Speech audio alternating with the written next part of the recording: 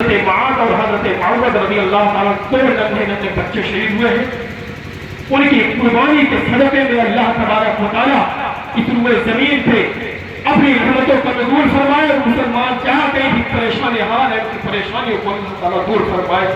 اور خاص کر فلسطین کے مسلمانوں پر اللہ تعالیٰ اپنا فضل فرمائے, رحم فرمائے, کرم فرمائے, اپنی رحمتوں کا نزول فرمائے, ان کی پریشانیوں کو دور کرے. اپنے محبوب کے صدقے تو فیل میں اللہ تعالیٰ انہیں ہر رزق سے آسودہ فرمائے. حضرات محترم یاد رکھے کہ حضور نبی کونین صلی اللہ علیہ وسلم نے یہ فرمایا ہے کہ ایک مسلمان دوسرے مسلمان کا بھائی ہے. اس لیے آپ کو تکلیف ہوتی ہے تو آپ کے بھائی کو تکلیف ہوتی ہے تو وہ تکلیف آپ کو بھی محسوس ہونی چاہیے. تب آپ جو ہے ایک سچے مومن کہلانے کا حق رکھتے ہیں. حضرت جو ہے سراج رضی اللہ تعالیٰ عنہ آپ میدانے جو ہے بدر کا نقشہ اپنی آنکھوں کے سامنے رکھے. سراج حضرت سراج جب حضور نے جو ہے سب درست فرمایا ہے تو جنگ ہونے سے پہلے حضرت سراج کا جو پیٹ تھا نا وہ باہر نکلا ہوا تھا. آپ مسند امام احمد اٹھائے تو آپ کو پتا ہوگا کہ وہ پیٹ سرکار دو عالم نے دیکھا تو اپنی چھڑی سے پیٹ پہ اشارہ فرمایا سراج اس پیٹ کو اندر کرو, یعنی پیٹ کو اندر کرو, سیدھے کھڑے ہو جاؤ. حضرت سراج کہتے یا رسول اللہ آپ نے مجھ سے چھڑی سے مارا ہے میں بھی آپ سے بدلہ لوں گا. اتنے صحابہ تو جب بخود ہو گئے اس میدان کارزار میں تو دشمنوں سے لڑنا ہے اور سراج کہہ رہے کہ میں سرکار سے بدلہ لوں گا. یہ کیا کہہ رہا ہوں سراج کہنے لگے نہیں نہیں میں سرکار سے بدلہ لوں گا. سرکار نے میرے پیٹ پہ مارا ہے, چھڑی سے مارا ہے. حضور نبی کونین نے اپنے کرتے کو اٹھایا اور اٹھانے کے بعد کہا لو سراج میرا پیٹ حاضر ہے, اپنے لیے چھڑی ہے. اس طریقے سے میں نے تمہارے پیٹ پہ چھڑی سے مارا ہے اسی طریقے سے میرے پیٹ پہ بھی مار لو. اور جیسے ہی سرکار نے اپنے کرتے کو اٹھایا حضرت سراج رضی اللہ تعالیٰ عنہ دوڑتے گئے سرکار کے پیٹ کو بوسہ دیتے ہیں اور سرکار کے جسم سے گلے سے لگ کے رونے لگے. میرے سرکار نے فرمایا سراج یہ رونا کیسا؟ کہنے لگے یا رسول اللہ جنگ بدر میں ہو اور پتہ نہیں میں زندہ رہوں گا یا نہیں, مجھے زندگی ملے گی یا نہیں, لیکن میرے آقا میں نے یہ سنا ہے کہ جس کا جسم سرکار کے جسم سے ٹچ ہو جائے اللہ اس پہ جہنم کی آگ حرام کر دیتا ہے.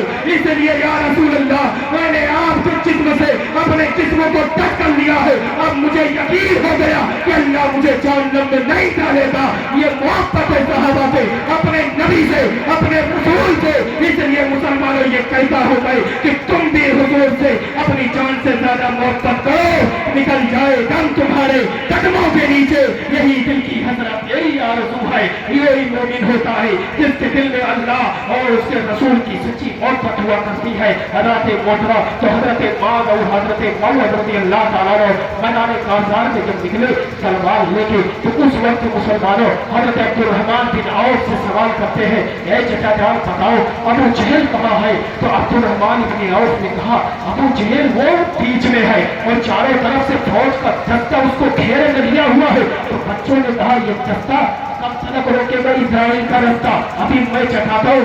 عبد الرحمن ابن عوف نے کہا بیٹو یہ بتاؤ کہ ابو جہل کو تم مارنا کیوں چاہتے ہو؟ تو دونوں بچوں نے فرمایا کہ اے میرے چچا جان آپ یہ پوچھتے ہیں کہ ابو جہل کو میں کیوں مارنا چاہتا ہوں تو سنو قسم کھائی ہے مر جائیں گے یا ماریں گے ناری کو.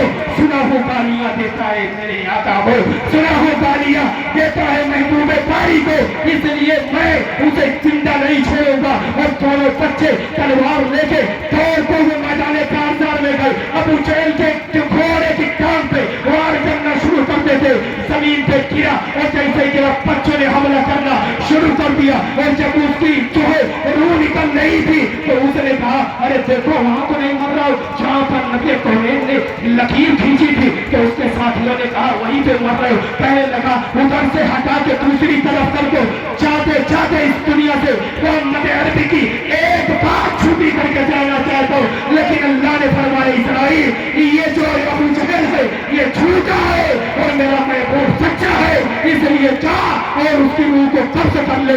حضرات محترم اس لیے میرے آقا نے یہ فرمایا ہے کہ جو مجھ سے سچی محبت کرتا ہے میری مدد اس کے لیے تیار ہو جاتی ہے. آپ بھی اللہ اس کے رسول سے سچی محبت کرے اور اپنے آپ کو کامل مومن بنائے, کامل ایمان والا.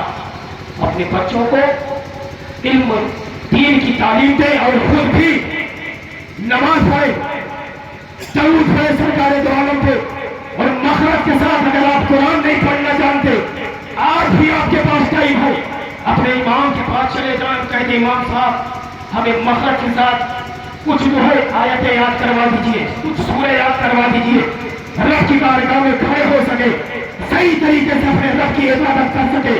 حضرت محترم مثل یہ ضروری ہے، اگر تم کامل مومن ہو تو اس پر عمل کرو جس پر میرے مصطفیٰ نے عمل کرنے کا حکم دیا ہے، ورنہ زندگی تو یوں ہی گزر جاتی ہے، آپ عمل کرے تو نہ عمل کرے تو، آپ دین کی طرف آئے تو نہ آئے تو، اللہ تعالیٰ کو کوئی فرق نہیں پڑتا، لیکن جو بندہ اللہ کی طرف آنا چاہتا ہے پھر اللہ اسے اپنا محبوب بندہ بنا لیتا ہے۔ حضرت محترم اس لیے ضرورت ہے ہمیں اور آپ کو اللہ اور اس کے رسول کے حکم کو اپنی جامع پہنانے کی۔ آخری بات میں آپ کے گوشے گزار کر کے اپنی گفتگو کو سمیٹ دوں گا، پھر انشاءاللہ تبارک و تعالیٰ زندگی میں موقع دیا تو گفتگو ہوتی رہے گی۔ درود پاک میں اللہم صلی علی سیدنا شفیعنا حبیبنا مولانا محمد بارک وسلم صلاۃ و سلام علیہ یا رسول اللہ یا حبیب اللہ صلی اللہ تعالی علیہ وآلہ وسلم۔ جنگ بدر میں جن مسلمانوں نے اپنی جان کو راہ خدا میں قربان کیا، آج بھی لوگ انہیں یاد کرتے ہیں اور یاد کر کے ان کے نام پر آنسو بہاتے ہیں۔ اور آپ جب بھی مدینے پاک جائیں نا تو جنگ بدر کے شہیدوں کی بارگاہ میں چلے جائیں اور ان کے قبروں کی زیارت کریں، ان کے وسیلے سے دعا کریں، اللہ تعالیٰ آپ کی دعا کو قبول فرمائے گا، آپ کی حاجتوں کو اللہ تعالیٰ پوری فرمائے گا۔ اس لیے کہ جنگ بدر کے شہیدوں نے اپنی جان کو اپنے نبی پہ قربان کیا ہے، تو جو نبی پہ قربان ہوتا ہے وہ کل بھی زندہ تھا، آج بھی زندہ ہے اور قیامت تک وہ زندہ رہے گا۔ میرے امام میدان کربلا میں اپنی جان کو قربان کرتے ہیں۔ مسلمانوں کیا وجہ تھی کہ امام حسین میدان کربلا میں اپنے بچوں کے ساتھ، اپنے اہل خانہ کے ساتھ شہید کر دیے جاتے ہیں؟ کیا وجہ؟ اسلام کی حقانیت کے لیے، اسلام کی سربلندی کے لیے، اسلام کی بقا کے لیے میرے امام نے اپنے آپ کو قربان کیا، سجدے میں سر ٹکا دیا، لیکن ظالم کے سامنے سر چھپایا نہیں، باطل کے سامنے جو چھپائے نا اپنا سر، سمجھو کہ اس کے ذہن کا مالک حسین ہے۔ رات محترم میرے امام کربلا کے میدان میں 3 فتویٰ کرتے ہیں یزیدیوں کے لیے۔ ایک نے کہا تھا کہ اے حسین، دنیا میں جہنم میں جانے سے پہلے جہنم کی آگ دنیا میں تیار کر لیا۔ تو میرے امام نے کہا مولا اسے جلا کے مار، اور حسین پاک کی یہ فتویٰ، اس کا گھوڑا اسے حسین پاک کے آگ میں لے گیا اور ڈال دیا، آنن فانن جل کے کباب ہو گیا۔ ایک نے کہا حسین تمہیں رسول اعظم سے کیا نسبت؟ معاذ اللہ۔ اب سوچو وہ حسین جن کے بارے میں حضور نے کہا حسین و منی و انا من حسین، حسین مجھ سے، میں حسین سے۔ یزیدیوں نے کہا حسین آپ کو نبی سے کیا نسبت؟ معاذ اللہ۔ میرے امام نے کہا اے مولا اسے عذاب میں مبتلا کرتے۔ حضرت محترم وہ بھی عذاب میں مبتلا ہو گئے۔ ایک یزیدی آیا، آنے کے بعد کہتا حسین یہ دیکھو میرے فرات کا پانی، چرند پی رہے، پرند پی رہے، جانور پی رہے، لیکن ایک قطرہ پانی تمہیں نہیں دیا جائے گا۔ میرے امام نے ہاتھ اٹھائی اور کہا مولا اسے پیاسا مار۔ یہ حسین پاک کی دعا، اور جیسے ہی کرتے ہیں اس کا گھوڑا دوڑتا ہے، پاؤں رکاب میں بسا، زمین پہ گرا، گھوڑا گھسیٹتے ہوئے لے گیا تو چلا کے کہتا ہے العطش العطش العطش، پانی دو پانی دو پانی دو۔ اور جب سراہی کا منہ اس کے منہ میں لگا کے پانی ڈالا جا رہا تھا تو پانی اس کی حلق سے نیچے نہیں اتر رہا تھا، حلق سے نیچے نہیں اتر رہا تھا۔ میرے امام نے وہیں پہ فرمایا یزیدیوں نہر فرات پہ قبضہ تمہارا ہے، لیکن حکومت حسین کی ہے. تم پیتے ہو تو یہ میری سخاوت ہے، اور اگر حسین نہیں پیتا تو یہ حسین کی استقامت ہے. حضرت محترم حسین پاک نے اپنا سر دیا، گھر دیا، سر دیا، کس کے لیے؟ اللہ اور اس کے رسول کی رضا کے لیے. تو میں آپ سے یہی گزارش کروں گا کہ اگر آپ علم دین سے دور ہیں تو اپنے بچوں کو دین کی تعلیم پڑھائیں. نماز سے آپ دور ہیں، نمازوں کی پابند بن جائے. اس لیے کربلا کے میدان میں میرے امام پر 34 زخم تلوار کے 35 تیر کے آئے، لیکن میرے امام نے نماز کو قطع نہیں فرمایا. اس لیے لکھنے والے نے لکھا ہے اس نمازی کی محبت مصطفیٰ کو ناز ہے، اس کی ہمت ہے رہی شیر خدا سے ناز ہے. سجدہ اوروں نے کیے جس کا نیا انداز ہے، تو نے وہ سجدہ کیا جس سے خدا. نہ مسجد میں نہ بیت اللہ کی دیواروں کے سائے میں نمازیں عشق ادا ہوتی ہے، تلواروں کے سائے میں. تو وہ حسین جنہوں نے رب کی رضا کے لیے اپنے نانا کے تیر کو بچانے کے لیے اپنا سب کچھ رائے خدا نے قربان کیا.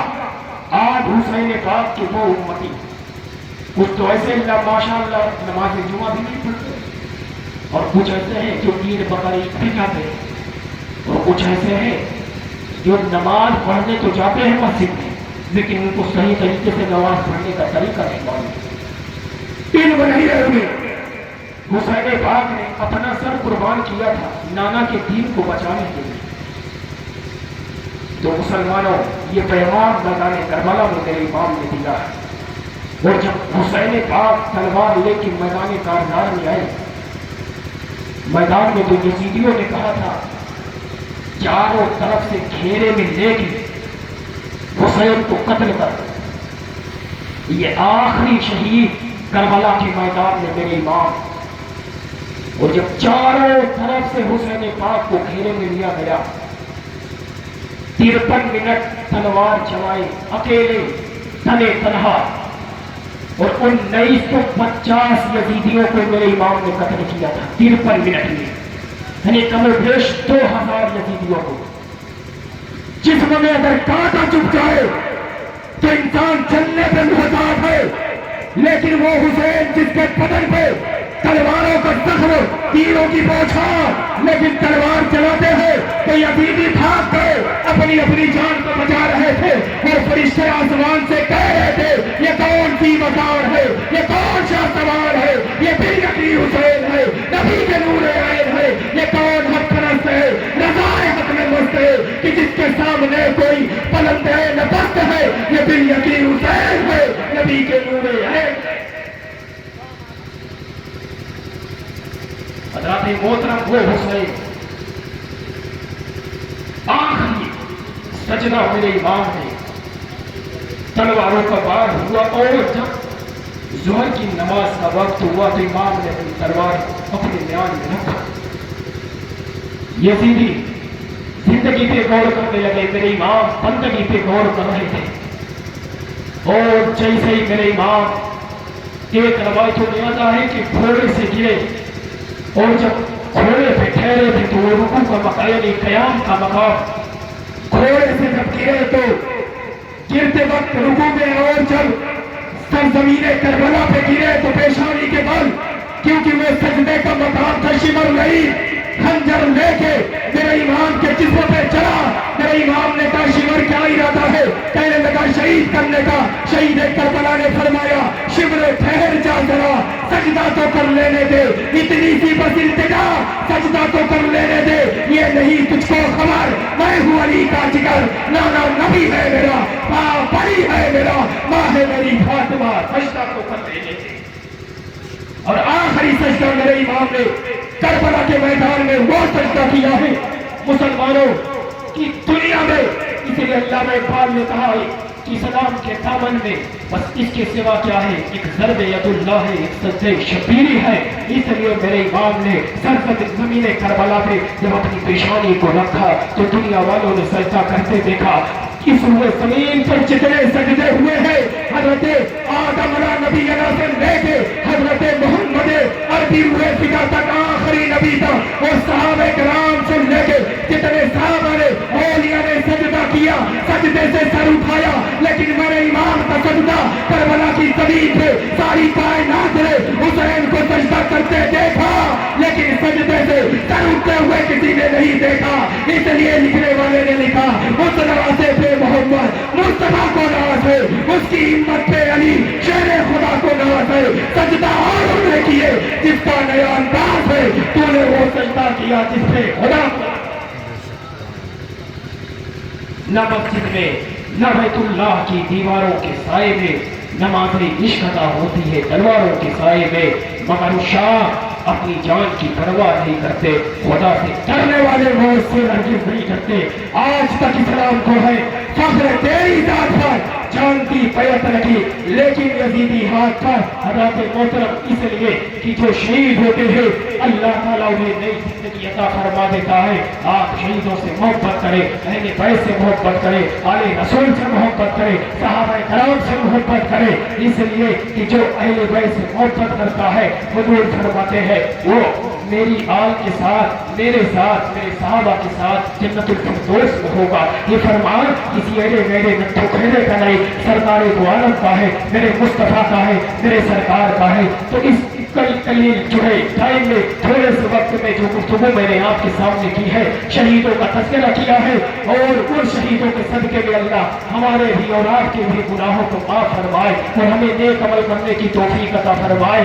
اور ہم لوگوں کو نماز پنجگانہ باجماعت ادا کرنے کی توفیق عطا فرمائے اپنے بچوں کو دین کا علم پڑھنے کی توفیق عطا فرمائے اس محفل کو اللہ تعالیٰ اپنی بارگاہ میں قبول اور مقبول فرمائے دونوں عالم میں تمہیں مطلوب کا نام ہے ان کا دامن تھام لو جن کا محمد نام ہے اور خوب کی سیر چمن پھول چنی شاد رہے بانٹتا جاتا ہوں میں گلشن تیرا آباد رہے پھول کی پتی سے تب سکتا ہے ہیرے کا جگر مرد نادا پہ تلاوے نرم و رسول پہ اثر پہ عمل کی ہے تو جذبات سے کیا ہوتا ہے دھرتی ہی اگر بنجر ہو تو برسات سے کیا ہوتا ہے وآخر دعوانا ان الحمدللہ رب العالمین السلام علیکم ورحمۃ اللہ وبرکاتہ